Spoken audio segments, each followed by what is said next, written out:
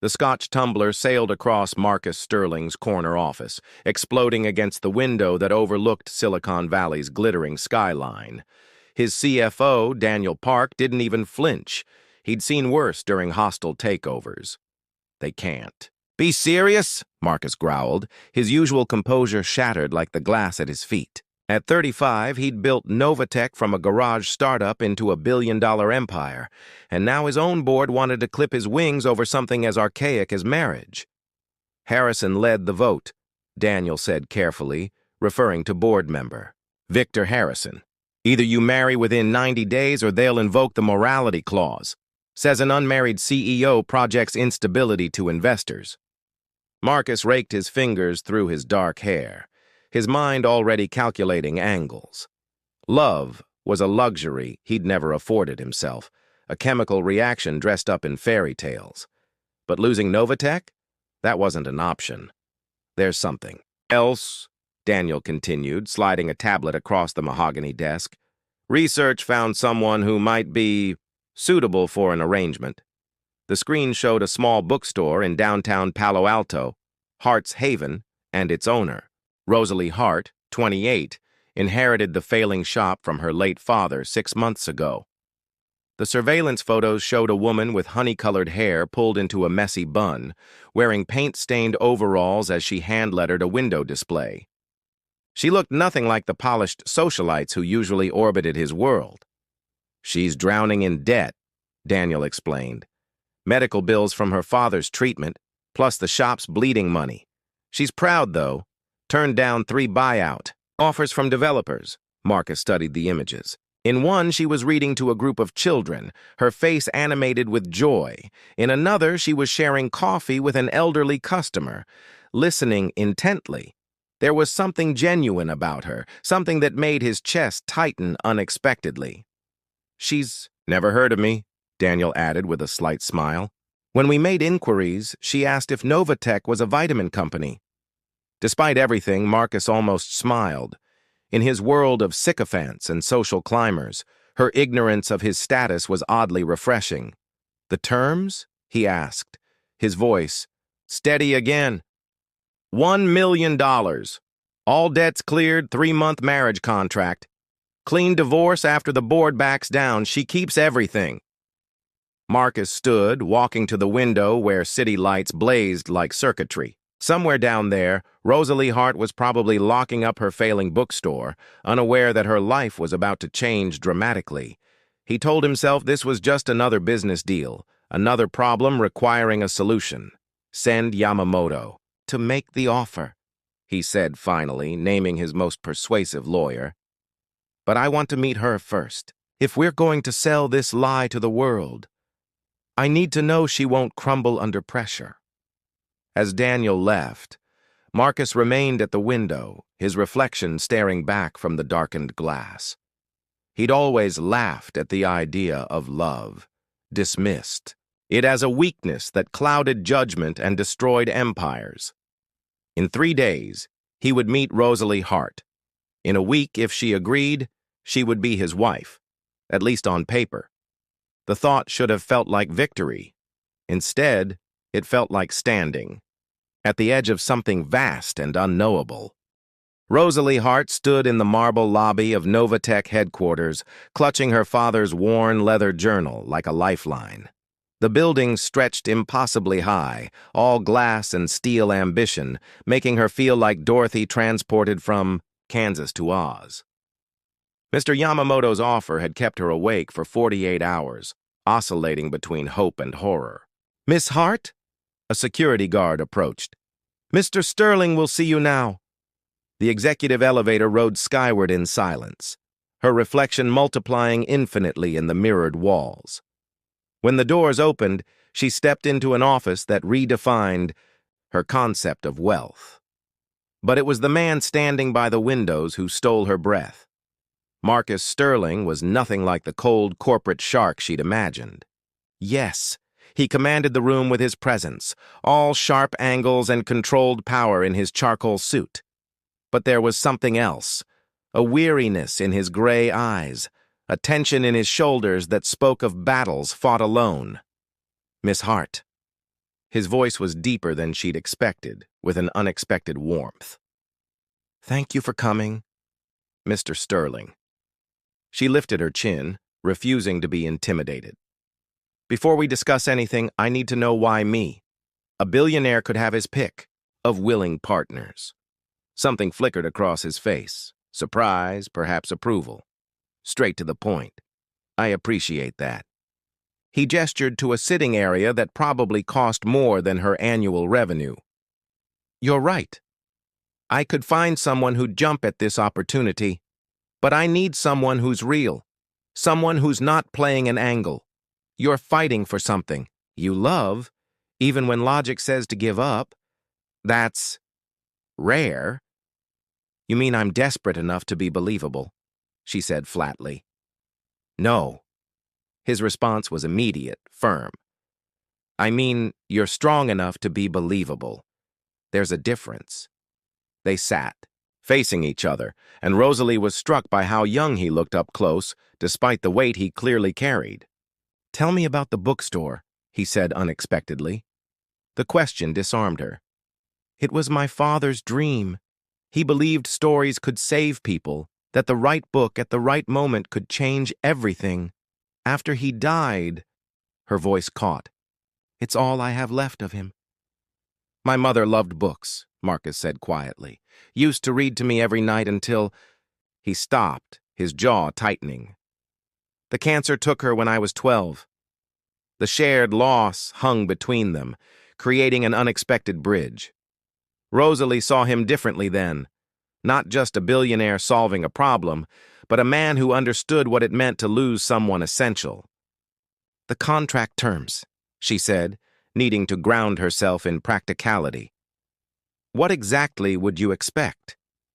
"Public appearances, social events, convincing the board we're genuinely married. In private, you'd have your own space. No expectations beyond what's necessary for the charade. And after 3 months? Quiet divorce. You keep the money, your bookstore is saved, and we both get our lives back." Rosalie stared at her father's journal, thinking of the children who came for story time, the elderly customers who treated the shop like their second home, the community that would disappear if she couldn't save it. "I have conditions," she said. "Name them." "I continue running my bookstore. No interference. Agreed. I won't pretend to be someone I'm not. I'll dress appropriately for events, but I'm not becoming some trophy wife. I wouldn't want that." The sincerity in his voice surprised her. "Anything else?" "Promise me something." She met his eyes directly. "Promise me that when this ends, we'll do it with dignity. No ugliness, no lawyers battling it out. Just kindness." Marcus extended his hand. "You have my word." When their palms met, electricity shot through her like lightning. His eyes widened slightly. He'd felt it too. The handshake lasted a heartbeat too long, both of them frozen by the unexpected connection. "Well then, Mr. Sterling," she said, her voice not quite steady. "I suppose we're getting married." "Stop fidgeting," Grace Liu, the style consultant, commanded as she adjusted the sapphire gown's neckline. "You look like a goddess." Rosalie stared at her reflection in the three-way mirror, hardly recognizing herself. The designer dress hugged. Curves she usually hid under cardigans and jeans, while diamonds, real diamonds, sparkled at her throat and ears. In 2 days, Marcus's team had transformed her from bookworm to socialite. "I look like I'm playing dress-up," she murmured. "You look like you belong," Grace corrected. "Which is the point. Harrison and his faction will be watching for any crack in the facade tonight." The Tech Summit Gala was their first major appearance as a couple.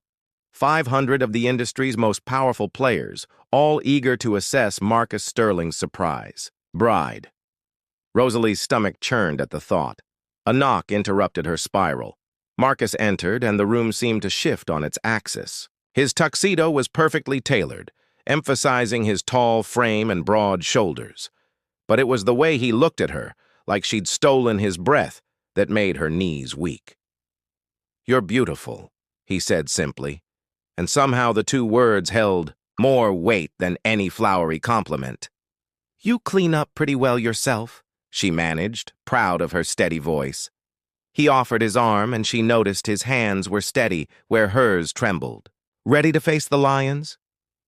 "Do I have a choice?" "There's always a choice." His expression was serious.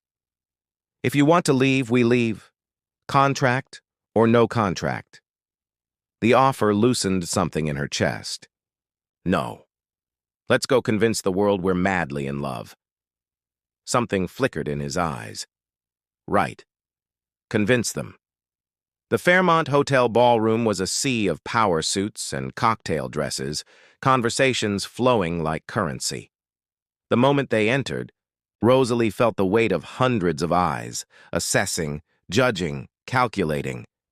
"Breathe," Marcus murmured, his hand warm on her back. "I've got you." He guided her through introductions, with practiced ease, his touch never leaving her. When she stumbled over technical terms, he smoothly redirected conversations. When a venture capitalist made a snide comment about her bookstore, Marcus's eyes went arctic. "Rosalie's business acumen is precisely what attracted me," he said coolly. "She's kept a retail location profitable in the age of Amazon. Half this room couldn't manage that."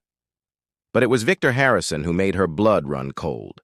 The silver-haired board member approached with a smile that never reached his eyes. "The new Mrs. Sterling," he purred. "What a delightful surprise. Though I must say the timing is rather convenient. Marriage just as the board expresses concerns." "Love doesn't follow board meeting schedules," Rosalie heard herself say. "Though I suppose someone who measures everything in stock prices might struggle with that concept." Harrison's eyes narrowed. "Indeed. Tell me, my dear, what is it exactly that attracted you to Marcus? His personality? His looks?" He paused meaningfully. "His portfolio?" The insult was clear, and Rosalie felt Marcus tense beside her. Around them, conversations quieted as people sensed blood in the water. "What attracted me?" Rosalie stepped forward, her voice carrying clearly. "The way he quotes, roomy in the middle of budget meetings because a line reminds him of his mother. How he pretends his coffee is too hot so his assistant can finish her story about her daughter's recital. The fact that he has a first edition of The Velveteen Rabbit in his office because it was the last book his mother read to him." She turned to Marcus, who was staring at her in shock. She'd noticed these things during their brief meetings, filed them away like precious bookmarks. "I fell in love with a man who builds empires but still makes paper airplanes when he's thinking. Who could buy any masterpiece but keeps his mother's sketch of their old house in his wallet. That's what attracted me, Mr. Harrison. The fortune is just noise." The ballroom had gone completely silent. Harrison's smirk had vanished, replaced by something like respect. But it was Marcus's expression that made her heart race, raw, vulnerable, amazed. "Well," Harrison said finally, "I stand corrected." As he walked away, conversations slowly resumed. Marcus hadn't moved, still staring at her with that intensity that made her feel exposed. "The Rumi quotes?" he said quietly. "You noticed?" "I notice everything," she admitted. "It's a bookstore owner thing. We're trained to read people like stories. And what story am I telling?" The question hung between them, loaded with possibilities. "One with more depth than you let anyone see," she said finally. He lifted her hand to his lips, the gesture both courtly and intimate. "Dance with me." On the dance floor, he pulled her close, and she let herself pretend for just a moment that this was real. That the way his hands trembled slightly on her waist meant something. That the look in his eyes was more than just good acting. "Thank you," he whispered against her ear. "For what you said." "I meant every word," she confessed, and felt him pull her impossibly closer. Tomorrow, they would return to their careful boundaries, their contracted arrangement. But tonight, swaying in his arms while the elite of Silicon Valley watched, Rosalie let herself believe in fairy tales, just for tonight. 3 weeks of manufactured intimacy had demolished every wall Rosalie built around her heart. Morning coffee shared in comfortable silence, late-night conversations about books and code, dreams and fears. The way Marcus unconsciously sought, her presence, gravitating to whatever room she occupied in his sprawling penthouse. "You're being stupid," she told her reflection, gripping the bathroom sink. But her heart refused to listen to logic. She found him in his home office at midnight, still in his dress shirt from dinner, sleeves rolled up as he attacked some coding problem. He looked younger like this, absorbed in creation rather than corporate. Warfare. "You should sleep," she said from the doorway. He looked up, and his smile was so genuine it hurt. "Says the woman who reorganized her entire poetry section at 11 p.m. last Tuesday. That's different. Books are essential. I know." He gestured to the couch. "Keep me company. I'm stuck on this algorithm." She curled up on the leather sofa, watching him work. This had become their ritual. Shared space, comfortable silence, the pretense of reading while she memorized every detail of him. "Marcus," she said finally, "what happens when this ends?" His fingers stilled on the keyboard. "What do you mean? We've been so focused on beginning this charade, we haven't talked about the ending. In 9 weeks, we just—" "What?" "Pretend none of this happened." He turned to face her, and she saw her own confusion reflected in his eyes. "I don't—" His phone buzzed, interrupting. He frowned at the screen. "Unknown number." "Put it on speaker," she suggested, though something cold settled in her stomach. "Mr. Sterling." Harrison's voice filled the room like poison. "Working late, I see. Is your lovely wife keeping you company?" Marcus's expression went lethal. "How did you get this number?" "Oh, I have many resources, including some interesting information about Miss Hart's father. Did you know he was investigated for embezzlement before his death? The charges were dropped, but the documentation is fascinating." Rosalie's blood turned to ice. "That's not true. My father was innocent." "Perhaps, but public perception is so easily shaped. Imagine the headlines: Sterling's gold digger wife from criminal family. Your precious bookstore would be destroyed by the scandal. What do you want?"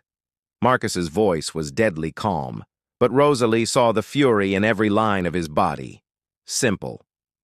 "End this farce. Admit the marriage is fake, step down gracefully, and I'll ensure Miss Hart's father's reputation remains intact."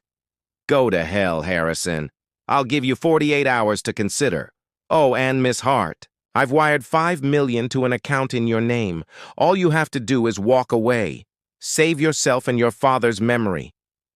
The line went dead. Rosalie sat frozen, her world tilting off its axis.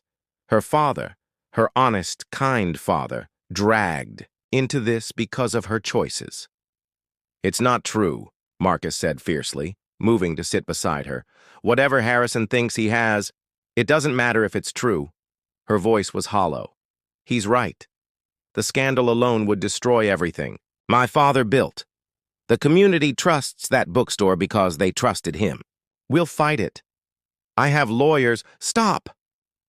She stood abruptly, wrapping her arms around herself. "Maybe this is a sign. We've been playing with fire, Marcus, getting too comfortable in this lie." "Is that what you think this is?" He was on his feet now, anger and something else blazing in his eyes. "Just a lie? Isn't it?" The words came out sharper than intended. "We have a contract. We're playing roles. In 9 weeks, you'll go back to your empire, and I'll go back to my books, and we'll pretend this never happened. Is that what you want?"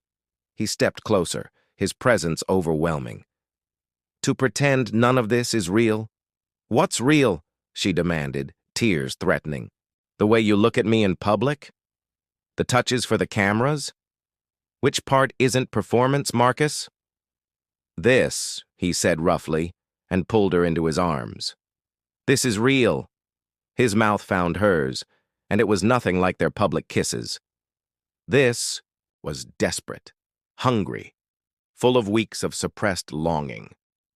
She kissed him back with equal fervor, pouring all her fear and love and confusion into the contact.